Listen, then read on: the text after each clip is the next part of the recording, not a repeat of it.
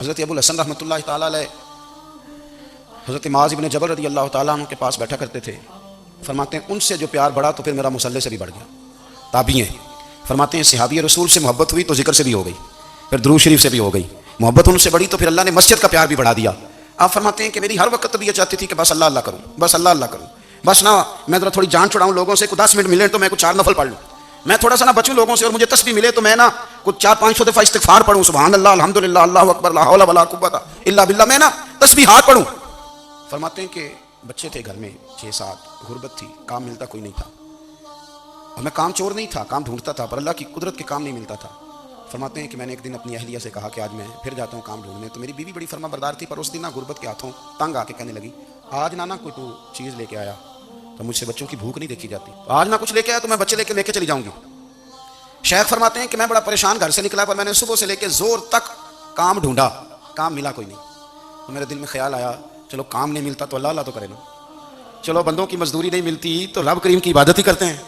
फरमाते हैं कि मैंने ना फुरात के पानी से वुजू किया, नहर के, शदीद धूप थी, साथ रेत थी और रेत तप रही थी, मैंने अपना रुमाल वहीं मुसल्ला के तौर पर बिछा लिया और फरमाते हैं कि जोर से लेकर असर तक नमाज पढ़ी, धूप भी पूरे जोर पे पर मेरे सजदे का ज़ौक़ भी पूरे जोर पे।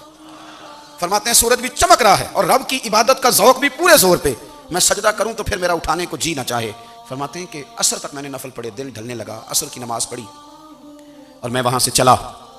अब मैं जब निकलने लगा तो दिल में ख्याल आया कि छोटी छोटी दीवारें हैं घर की, बगैर कुछ लिए जाऊंगा तो बीवी दूर से देखेगी तो शोर करेगी कि फिर खाली हाथ आ गया। कहते मैंने अपने उसी रुमाल में जिस पे मैंने नमाज पढ़ी थी ना, रुमाल में क्या कीधे पंजाबी साफा कहते हैं, उसी में ना मैंने कुछ रेत भर ली कि वो दूर से देखेगी तो समझेगी कुछ लेके आया है, चलो जाके उसे बता दूंगा कि आज फिर मजदूरी नहीं मिली। कहते हैं वो रेत लेकर जब मैं घर में गया तो पहले बीवी दरवाजे पे खड़ी होती थी, पूछती थी खाली हाथ आ गए हो, आज मैंने देखा तो है ही कोई नहीं। फरमाते हैं मैं अंदर दाखिल हुआ, सलाम लिए, कोने में मैंने वो रुमाल रख दिया और मैंने आवाज़ दी कि भली मानस कहाँ हो, तो वो कहने लगी आप मुंह हाथ धो ले, मैं रोटी लेके आई। मैंने कहा रोटी कहाँ से आ गई, यहाँ तो कई दिनों के फाके, तो कई दिनों की गुर्बत है, यहाँ तो इस घर में तो फकीरी है। फरमाते हैं कि वो रोटी लेके आई और उस वक्त की जो मौजूदा नेमतें थी, समझने सलाद अचार हर चीज़ साथ लाई। मैंने कहा कि बच्चे कहाँ गए, कहने लगी वो खाना खा के खेलने गए, आप खाना खा लें आ जाते।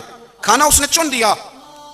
मैंने हैरत अंगेज लहजे में सारी नेमतें अपने दस्तरखान पे देख करके बीवी से पूछा ये कहाँ से आया खाना, बच्चों को तूने कहाँ से खाना खिलाया, ये सारा कुछ कैसा है। तो कहने लगी पता नहीं आज आप किस करीम की मजदूरी करने चले गए थे, पता नहीं किस करीम की, मेरे घर में तो इतनी नेमतें आई हैं कि मुझसे संभाली नहीं जा रही, इतना अनाज है, इतना गंदुम है, किस करीम के दरवाजे आज चले गए थे।